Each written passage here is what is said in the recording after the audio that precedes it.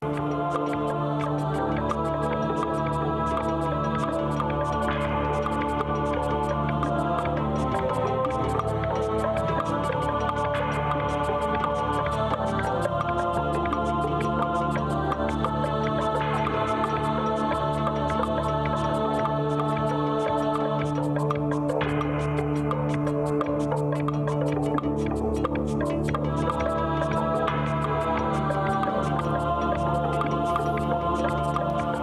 fossil record provides positive evidence for a sudden complex beginning as opposed to a gradual sequence developing over millions of years.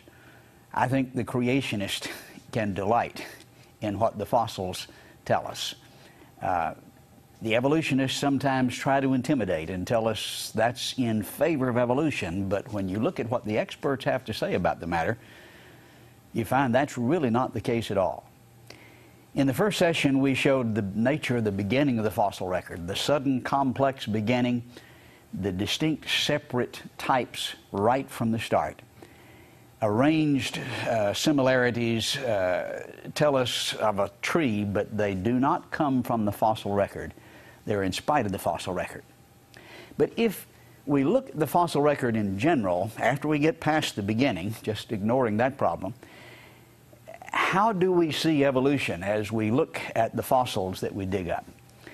Well, we would need to be able to see transitional forms in order to see evolution, things changing from one to the other, and that would be in the form of the transitions. What we see actually is described as stasis, according to Stephen Gould, again one of the leading experts in evolution in our country from Harvard. He says every paleontologist knows that most species don't change. Now, of course, evolution is change, but most species don't do that, he says. That's bothersome, of course, to the evolutionist. That brings terrible distress. I regard the failure, he says, writing in Natural History, to find a clear vector of progress in life's history as one of the most puzzling facts of the fossil record. Well, of course, that's puzzling to him, and it's a failure for the evolutionary prediction. It is just the opposite for the creationist, who is delighted by such evidence, as he describes. He continues saying, "We have sought to impose a pattern that we hope to find on a world that does not really display it." The pattern, of course, being evolutionary progression. He's puzzled by the failure to find that. Now again, that's his description of what we see there. It's the opposite of change that would be predicted. He says in Natural History, we can tell tales of improvement for some groups, but in honest moments, we must admit that the history of complex life is more a story of multifarious variations about a set of basic designs than a saga of accumulating excellence. Now, he uses the word design, though to be fair to him, he doesn't believe they were designed. That's what they look like. He chose that term. But they're telling tales when they tell of this tree of life that progresses upward. That's not from the fossils. What you really see is just variation about a set of basic designs. And this is not new knowledge. Darwin understood this. Back in Origin of the Species, he says innumerable transitional forms must have existed, but why do we not find them embedded in countless numbers in the crust of the earth? Why is not every geological formation and every stratum full of such intermediate links? And of course, if his view of the fossil record is true, then that's exactly what should be found. And he understands, yes, that's what we should see. That's the only way we can see change or evolution in the fossil record, these transitional forms. And there should be more transitional forms since they were leading to the others constantly, but that's not the case. Geology assuredly does not reveal any such finely graduated organic chain, and this is perhaps the greatest objection which can be urged against my theory. Now, many people think Darwin looked at the fossil record and said, here's proof. But no, he saw this as his biggest problem, and it's gotten worse. Many times people will say, well, it has gotten better. Darwin recognized the problem, but notice the statement by David Rapp of the Chicago Field Museum of Natural History. He's curator of the largest fossil museum in the United States. And he says Darwin was completely aware of this. He was embarrassed by the fossil record because it didn't look the way he predicted it would. He continues saying, well, we're now about 120 years after Darwin, and knowledge of the fossil record has been greatly expanded. We now have 250,000 fossil species, but the situation hasn't changed much. He says, ironically, we have even fewer examples of evolutionary transitions than we had in Darwin's time. He says, by this I mean that the classic cases of Darwinian change in the fossil record, such as the evolution of the horse in North America, have had to be discarded or modified as the result of more detailed information. The classic cases we've lost. Now, that bit of knowledge hasn't made it to most of the textbooks. They still have the evolution of the horse as one of their star classic cases, but one by one they've dropped out, including this one. We've all seen the representation in the textbooks of the little horse that graduates up to the big one. Again, they leave out significant facts that these animals are found side by side up in Kansas in the same stratum. We excavated a 9-foot donkey from the fossil record out near Lubbock, Texas. That kind of messes up the little graduated horse chart. But basically, you're looking at small horses leading to big horses. Notice the description of this by Colin Patterson, and he's curator of the largest fossil museum in the world, recently deceased, senior paleontologist, though, at the British Museum of Natural History for many, many years. He said there have been an awful lot of stories, some more imaginative than others. The more famous example, now he's being interviewed, by the way, by Harper's Magazine. He's in the United States, and he's in the American Museum of Natural History in New York, being interviewed now by Harper's. The most famous example, still an exhibit downstairs, is the exhibit on horse evolution, prepared perhaps 50 years ago. That has been presented as the literal truth in textbook after textbook. And if you're familiar at all with the biology textbooks, earth science textbooks, you've certainly seen that representation. He says, I think that's lamentable, that is, that it's been in all of these textbooks, particularly when the people who show those kinds of stories may themselves be aware of the speculative nature of some of that stuff. He knows that this is not fact, that they have lined them up the way they want them to, even though they find them in the same layers, and that you don't know that one led to the other. It's just the way they tell the story. George Gaylord Simpson is probably the most authoritative source of information on horse evolution. He's the one that came up with this argument. He wrote the book on it. And in his book, Life of the Past, he says the uniform, continuous transition of Hydrocotherium into Equus, that's what's pictured in the textbooks, so dear to the hearts of generations of textbook writers, never happened in nature. Now, here's the author of the story, and he says the way it's told in the textbooks never happened. It's lined up as the evolutionist wants it to be lined up, but what does the lineup prove? No more than lining up the pig to the bull to the man. Derek Eger, when this statement was made, was president of the British Geological Association. He says, it must be significant that nearly all the evolutionary stories I learned as a student have now been debunked. And he refers to the horse story and to several others. But he does think that many of them, not many, that's not true. He thinks that a few of them, and that's the way he would describe it, are still valid, though most of them that he was taught as a student have been debunked. He refers to Archaeopteryx as perhaps the best example, and we see this in all the textbooks. Here's the half fossil, half a reptile, half bird. This is proof that the reptiles evolved into the birds, and we see this beautiful fossil specimen showing the feathers, I think, of an excellent bird. Some of the beautiful fossils of the feathers testify to that, and we see the wing here of a powered flyer. But we're told, look on the edge of its wings, it has claws. This proves it's primitive. Well, many birds in the fossil record had claws that lost them, and losing things they did have is not an evolutionary progression upward. That involves getting new things, not losing old things. But we do have many birds today.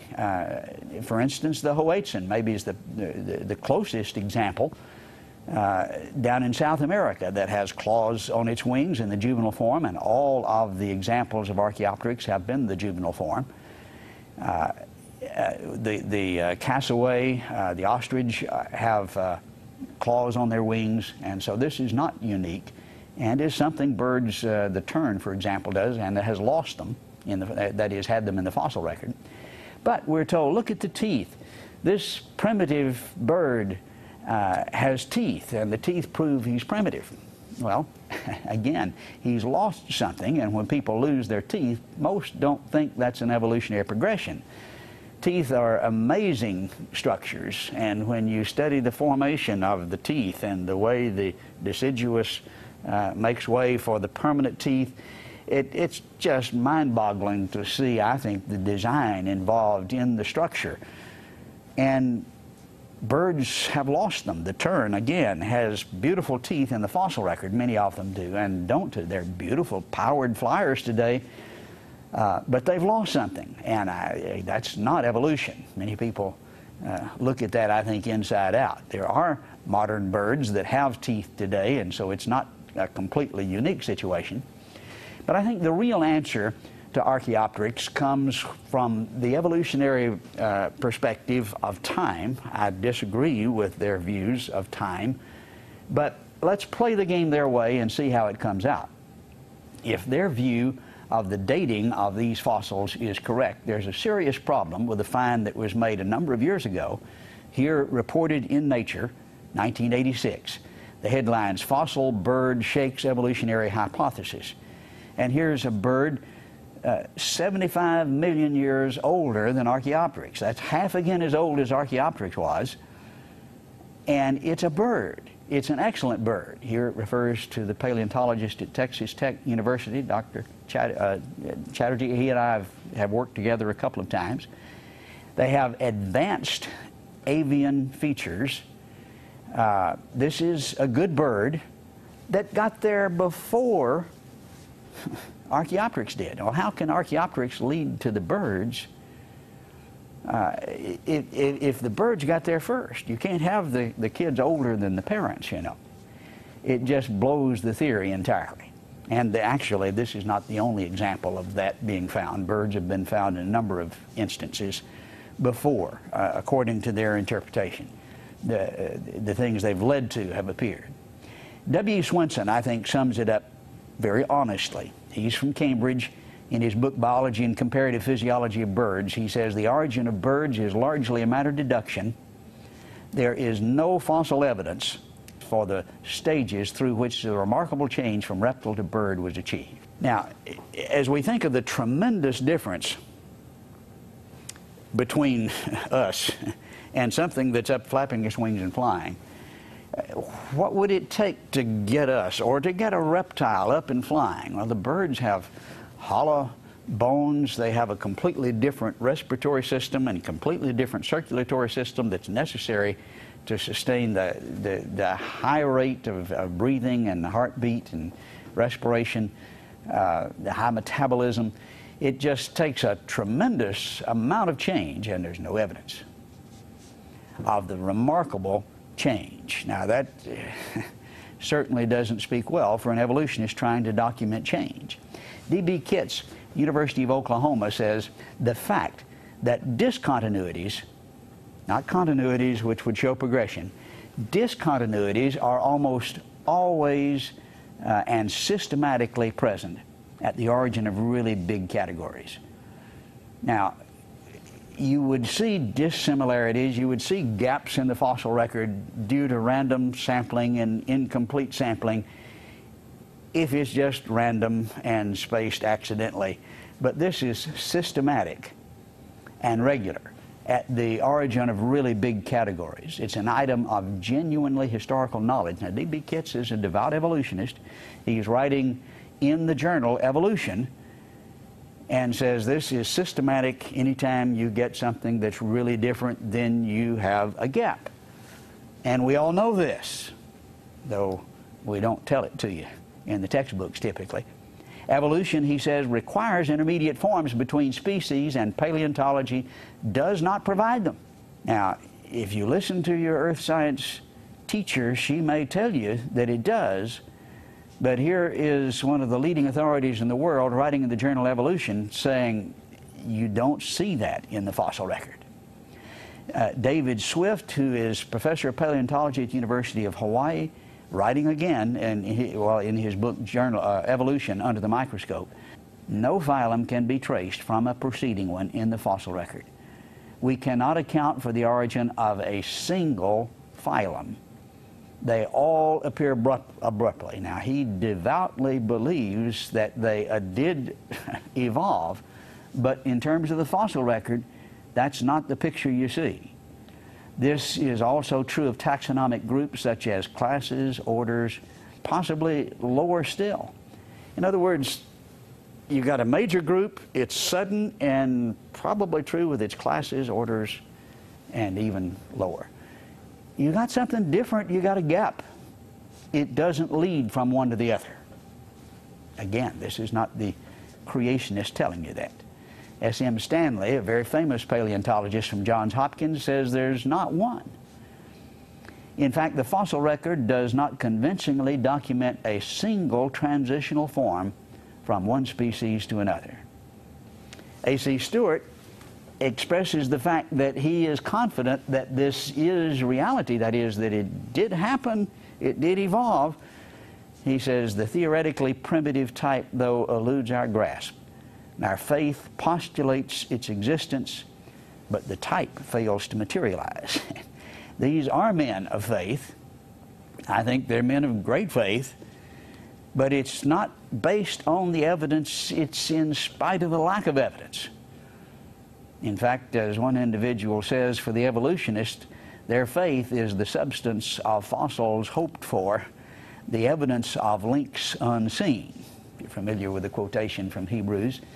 Applied here to the evolutionist, theirs is not based on evidence. It's a blind faith, which I don't think is good faith, either religiously or scientifically.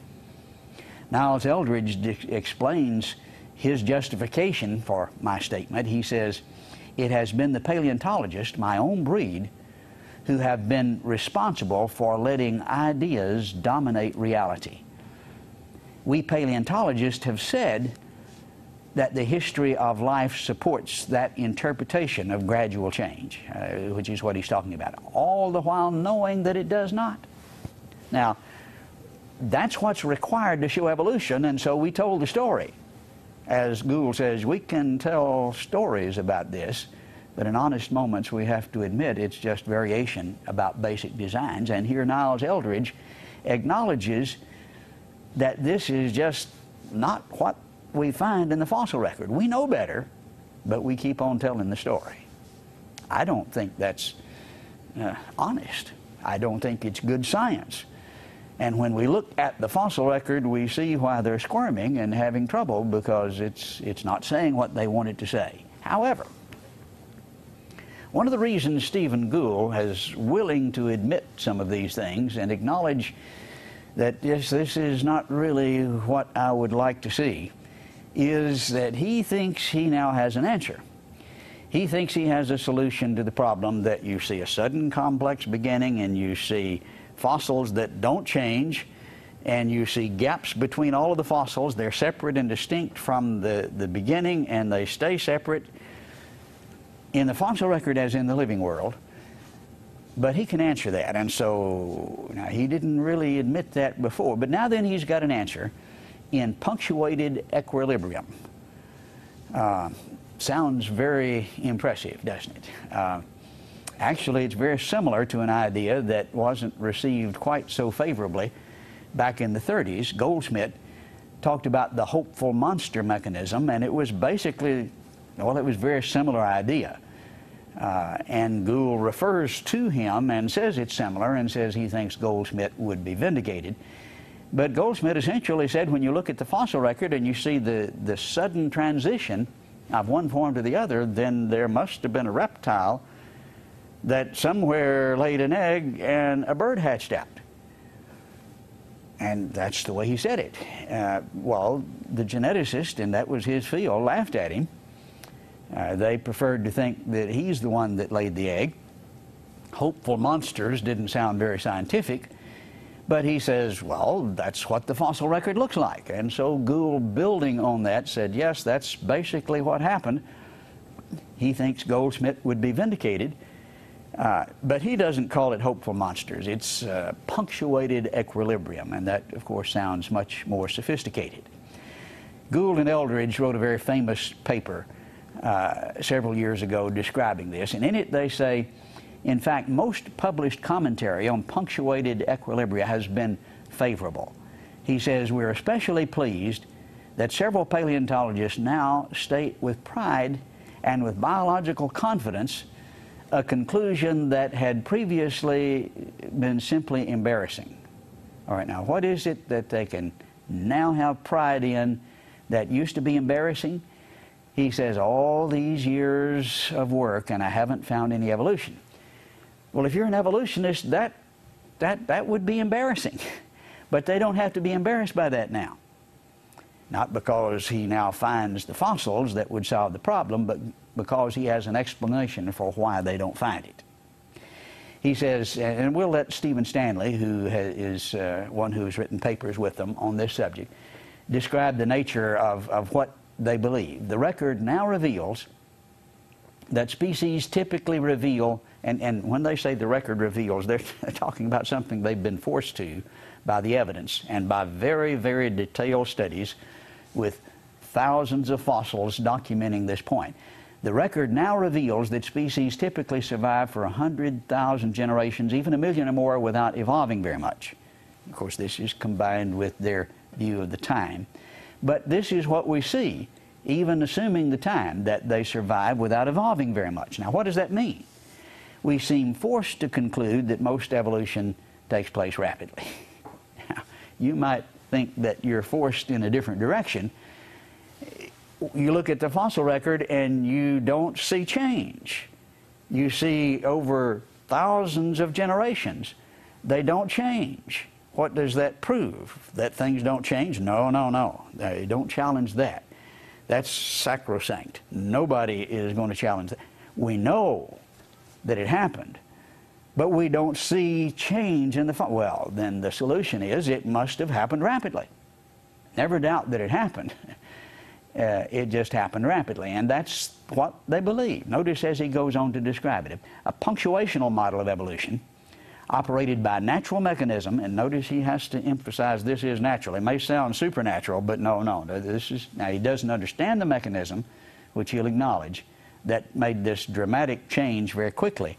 But it's natural, whose major effects are wrought exactly where we're least able to study them, in small, isolated, transitory populations.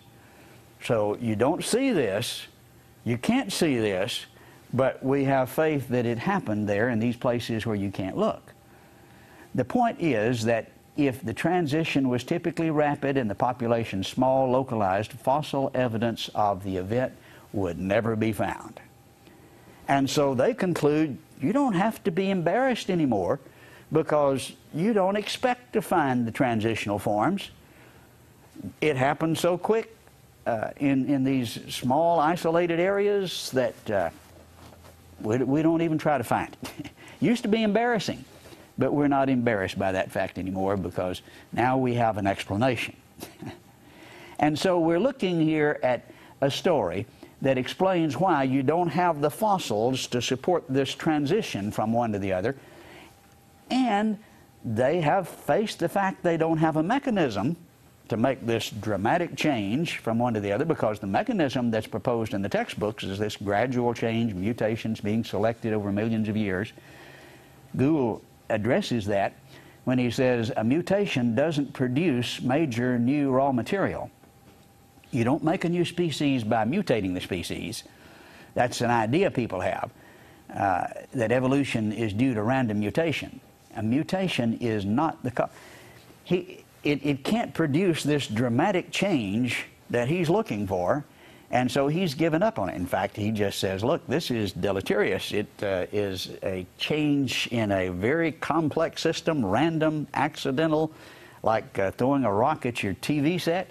It's not likely to change it, and so this random, no, it's not going to produce a new mechanism, and so that's not it. So we don't have fossils, we don't have a mechanism. How valid is that kind of a concept of scientific change in terms of evaluating this by the scientific method? On the one hand, you've got fossils that you can observe and don't expect to observe, and a mechanism that you don't know anything about and haven't seen.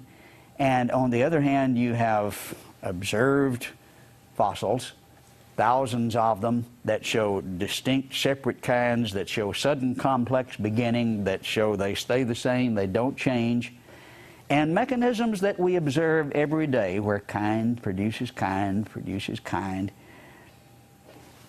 On the one hand, we have billions of fossils that we base our conclusions on, and we have mechanisms that we observe every day. On the other hand, you have mechanisms that you speculate about and haven't observed, and you have fossils that you don't expect to find.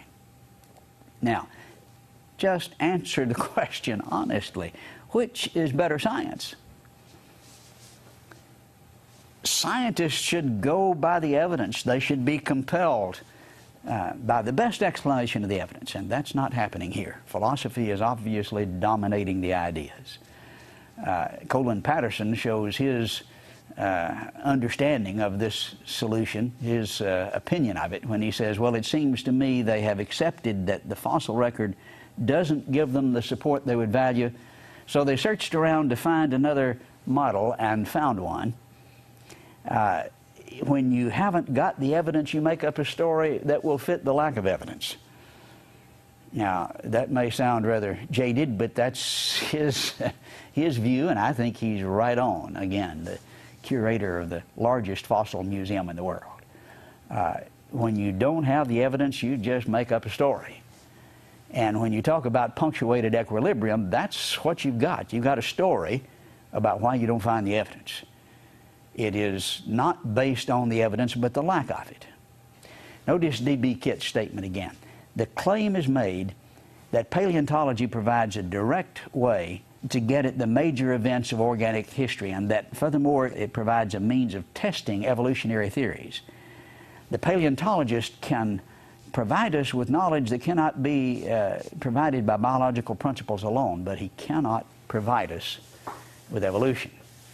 If you're honest about the fossil record, this evolutionist writing in the journal Evolution makes a very honest statement. You don't see evolution in the fossil record. You didn't see it in Darwin's time. That was the biggest problem he had, as he acknowledged, and it's gotten worse since then, as even the cases that he would point to have fallen by the wayside one by one. You can't see it in the fossil record, and you make up stories about why it's not there, which is what's being done. And some well, let's look at one more tack that's taken by Mark Ridley of Oxford. Totally different approach. He says a lot of people just do not know what evidence the theory of evolution stands upon. They think the main evidence is the gradual descent of one species from another in the fossil record. Yes, this is exactly what we're told, and without the fossils that show progression proving evolution, it would just be an outrageous hypothesis. I think if you're going to prove it, that's where you have to go, even though it's circumstantial and historical, but nevertheless, that's the evidence, and we're told if there's proof, that's where it'd have to be. Well, he says, that's what you think, but you just don't understand it. He says, in any case, no real evolutionist, whether gradualist or punctuationalist, uses the fossil record as evidence in favor of the theory of evolution as opposed to special creation. No evolutionist thinks this way. Well, obviously they do, but he's tried and he's tried and he's tried. It reminds me of the story of the fox in Aesop's fable who's tried to reach up and get the grapes, and he desperately tried and over again failed, and just finds out he can't do it and walks off saying, those grapes are sour, I didn't want them anyway.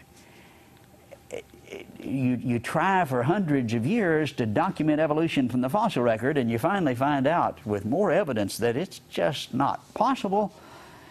Well, nobody wants those fossils. We don't use fossils. Nobody uses those fossils. I think it's rather comical. It's interesting, but it is true that you can't use the fossils to do it. As E.J.H. Corner of Cambridge acknowledges, much evidence can be adduced in favor of the theory of evolution from biology, biogeography, paleontology, but I still think, to the unprejudiced, the fossil record of the plants is in favor of special creation. And why would he say that? It's in favor of special creation because he sees the sudden complex beginning. He sees distinct separate types from the start. He doesn't see change from one group to another group. He sees stasis as the rule. That's exactly what we predict, and that's exactly what you find. And if you're going to base your conclusions on the facts, that's where you'll have to rest.